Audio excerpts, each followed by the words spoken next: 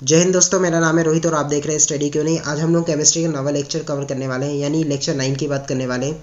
इससे पहले 8 वीडियो और आ चुकी हैं, आई होप आपने उनको देखी होगी। अगर आप उनको देखना चाहते हैं तो प्लेलिस्ट में जाके केमिस्ट्री का एक ग्रुप बना हुआ है अलग सा, यानी केमिस्ट्री के नाम से एक प्लेलिस्ट है, उसमें क्लिक करके आप उसको देख सकते हैं। और मैंने बायो की भी कवर की है, तो वहाँ पर आप बायोलॉजी भी देख सकते हैं प्लेलिस्ट में जाके। और दोस्तों, आपने अभी तक मेरे चैनल को सब्सक्राइब नहीं किया तो सबसे पहले इस चैनल को सब्सक्राइब कीजिए। और दोस्तों, जितने भी लोग मेरी इस वीडियो को देख रहे हैं उन सबसे मेरी रिक्वेस्ट है, प्लीज़ आप लोग मेरे चैनल को सब्सक्राइब कीजिए, क्योंकि इस चैनल को सर्वाइव करने के लिए सब्सक्राइबर की ज़रूरत है। और आप जितने भी लोग इस वीडियो को देखेंगे, प्लीज़ मेरी उनसे सबसे रिक्वेस्ट है कि लाइक ज़रूर करिए और इस वीडियो को जितना जितना हो सकता है आप शेयर कीजिए, सब्सक्राइब कीजिए, बेल आइकन पे क्लिक कीजिए। तो इस वीडियो में हम लोग रासायनिक अभिक्रिया में ऊर्जा परिवर्तन पढ़ने वाले हैं, जिसमें हम लोग देखने वाले हैं सक्रिय या उत्तेजित अवस्था क्या होती है, यानी एक्टिवेटेड और एक्साइटेड स्टेट क्या होती है। उसके बाद हम लोग एक्टिवेशन एनर्जी यानी सक्रिय ऊर्जा देखने वाले हैं। ऊष्मीक्षेपी अभिक्रिया और ऊष्माशोषी अभिक्रिया यानी एक्सोथर्मिक और एंडोथर्मिक रिएक्शंस देखने वाले हैं। उसके अलावा हम लोग रिवर्सिबल और इरिवर्सिबल रिएक्शंस देखने वाले हैं। और हम लोग प्रकाश रसायन के बारे में भी पढ़ने वाले हैं। उसके अलावा हम लोग मेटेलिक कोरोजन यानी धातु संक्षारण, या फिर आप लोहे में जो जंग लगने की आपने प्रोसेस सुनी होगी उसके बारे में पढ़ेंगे। गैल्वेनाइजेशंस के बारे में पढ़ेंगे कि गैल्वेनाइजेशन क्या होता है। तो शुरू करते हैं। तो सबसे पहले मैं बात करता हूँ कि जो रासायनिक अभिक्रिया में ऊर्जा परिवर्तन होता है वो क्या होता है। तो दोस्तों, जितनी भी रासायनिक अभिक्रिया होती है, लगभग उन सभी में जब रासायनिक अभिक्रिया होती है तो ऊर्जा में कुछ परिवर्तन होता है। या तो उनका जो ऊर्जा लेवल है, यानी उनका जो तापमान है वो घटेगा या तो बढ़ेगा, यानी टेम्परेचर जो है वो इंक्रीज होगा या डिक्रीज होगा। तो इसी को हम लोग ऊर्जा में परिवर्तन कहते हैं। तो सबसे पहले इसमें हम लोग बात करते हैं कि सक्रिय ऊर्जा या उत्तेजित अवस्था क्या होती है, यानी एक्टिवेटेड और एक्साइटेड स्टेट क्या होती है। तो दोस्तों, किसी भी रासायनिक अभिक्रिया से पहले जो अभिकारक होते हैं, और आपको अभिकारक नहीं पता होगा तो मैं बता दूं कि आपने जब सुना होगा कि रिएक्शन की दो एलिमेंट मिलकर एक नया पदार्थ का निर्माण करते हैं, या फिर कोई यौगिक मिलकर एक नए पदार्थ का निर्माण करते हैं, तो जो अभिकारक होते हैं वही वो पदार्थ होते हैं जो कि नए प्रोडक्ट का निर्माण करते हैं। तो उनको हम लोग अभिकारक कहते हैं। तो आपको समझ में आ गया होगा। तो किसी भी रासायनिक अभिक्रिया के पूर्व अभिकारक कुछ अतिरिक्त ऊर्जा अवशोषित कर लेते हैं, जिसके कारण ये उच्चतर ऊर्जा की अवस्था में परिवर्तित हो जाते हैं, यानी उच्चतर ऊर्जा के अवस्था में पहुंच जाते हैं। तो इसी अवस्था को हम लोग सक्रिय या उत्तेजित अवस्था कहते हैं, यानी एक्टिवेटेड या फिर एक्साइटेड स्टेट कहते हैं। तो आपको यहाँ पे समझ में आ गया होगा। और दोस्तों, यहाँ पे सक्रिय ऊर्जा भी इसी से मिलता जुलता एक है, क्योंकि जितनी अभिकारक जो होते हैं उनको जितनी ऊर्जा की आवश्यकता होती है, यानी उनको जो सक्रिय या उत्तेजित अवस्था में परिवर्तित होने के लिए जितने भी एनर्जी को एब्जॉर्ब करते हैं यानी अवशोषण करते हैं, तो उसी ऊर्जा को हम लोग सक्रिय ऊर्जा कहते हैं, यानी एक्टिवेशन एनर्जी कहते हैं।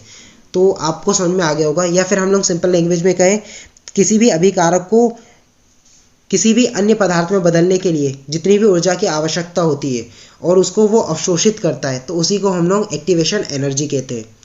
और इसके बाद हम बात करते हैं ऊष्माक्षेपी अभिक्रिया, यानी एक्सोथर्मिक रिएक्शंस क्या होती है।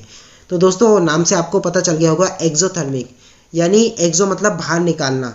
तो वह रिएक्शन या फिर वह अभिक्रिया जिसमें ऊर्जा का उत्सर्जन होता है, यानी जब अभिक्रिया होती है तो ऊर्जा का उत्सर्जन होता है, या फिर जब दो अभिकारक आपस में रिएक्शन करके एक नया उत्पाद का निर्माण करते हैं, यानी किसी नए प्रोडक्ट का निर्माण करते हैं, तो उसमें ऊर्जा का उत्सर्जन होता है।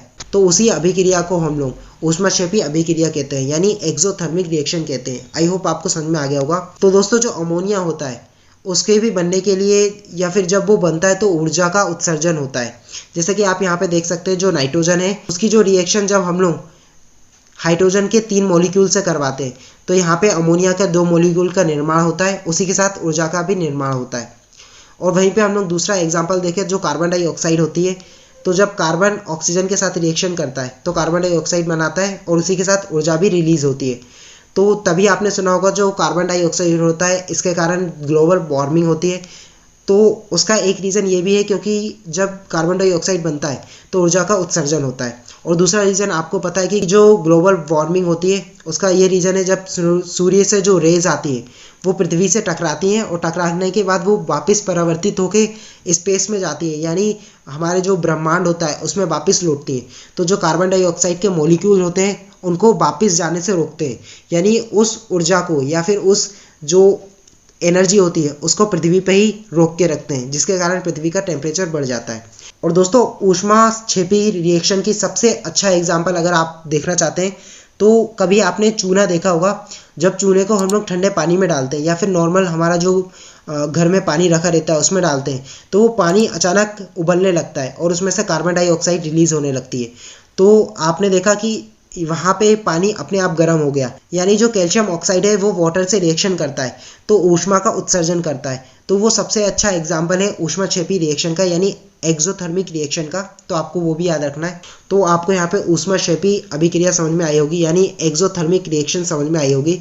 इसके बाद हम लोग बात करते हैं एंडोथर्मिक।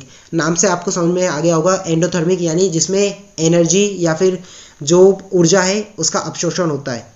तो हम लोग बात करते हैं।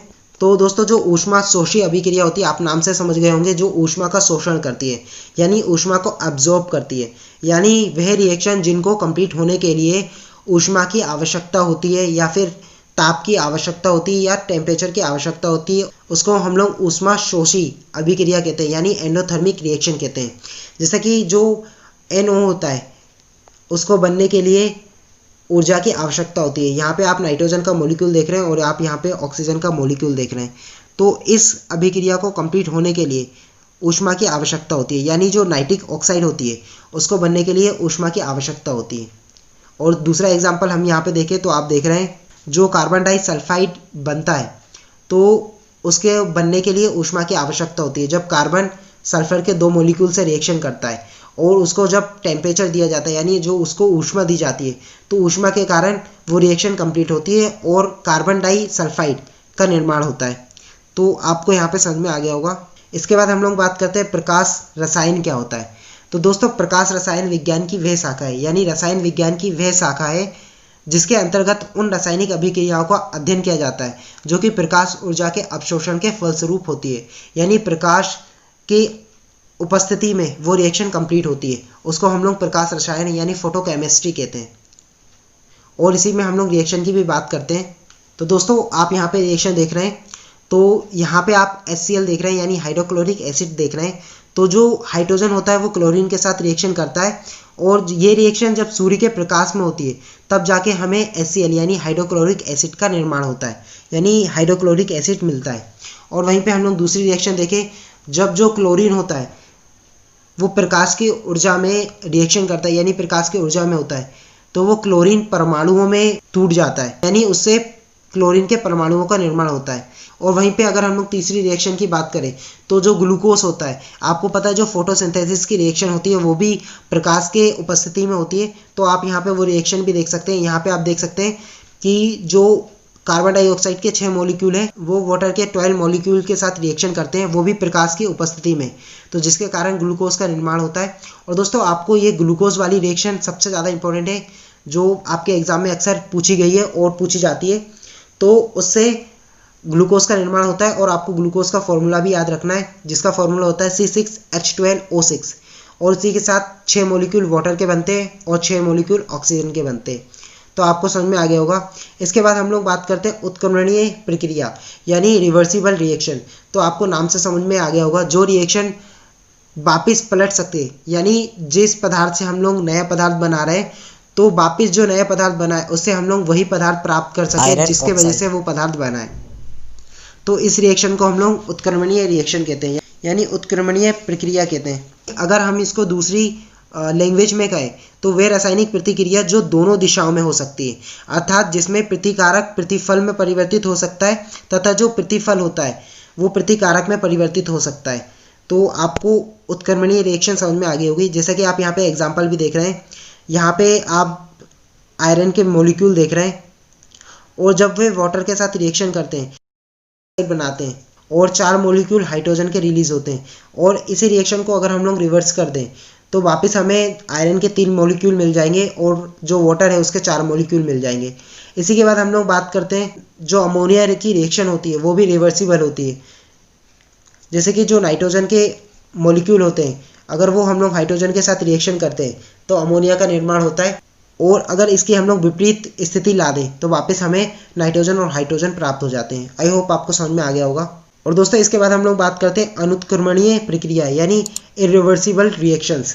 तो नाम से आपको समझ में आ गया होगा कि वे प्रतिक्रिया या फिर वे प्रतिक्रियाएं जो कि एक ही दिशा में होती है, उन्हीं को हम लोग अनुत्क्रमणीय प्रक्रिया यानी इरिवर्सिबल रिएक्शन कहते हैं।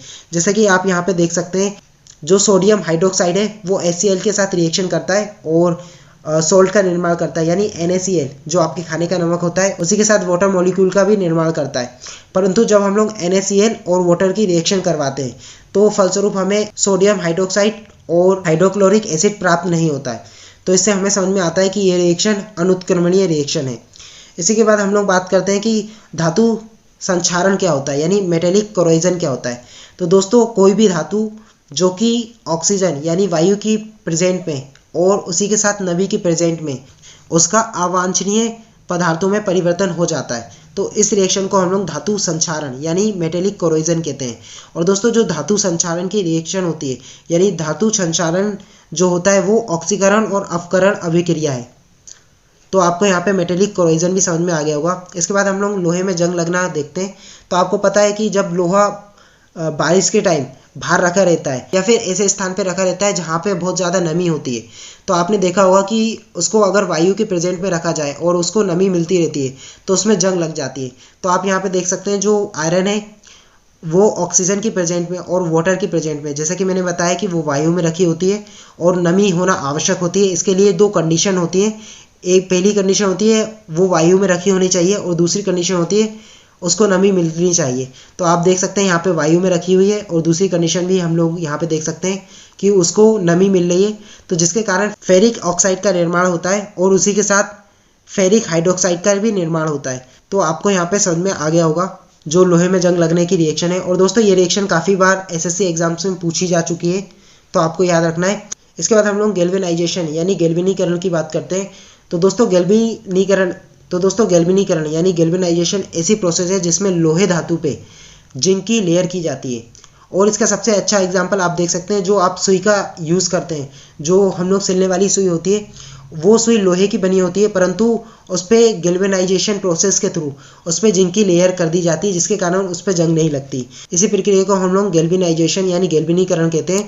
और जिस लोहे पे यह प्रोसेस की जाती है उस लोहे को हम लोग गैल्वेनीकृत लोहा कहते हैं, यानी गैल्वेनाइज्ड आयरन कहते हैं। तो आई होप आपको ये रिएक्शन पूरी समझ में आ गई होगी और यहीं पे ये वीडियो समाप्त हुई। दोस्तों, जैसा कि मैंने कहा कि प्लीज़ मेरे चैनल को सब्सक्राइब कीजिए, लाइक कीजिए दोस्तों, क्योंकि मैं बहुत मेहनत करके ये वीडियो बनाता हूँ एक, और अगर आप उस वीडियो को अच्छे से रिस्पॉन्स नहीं देंगे तो मेरी जो मेहनत है वो बेकार है।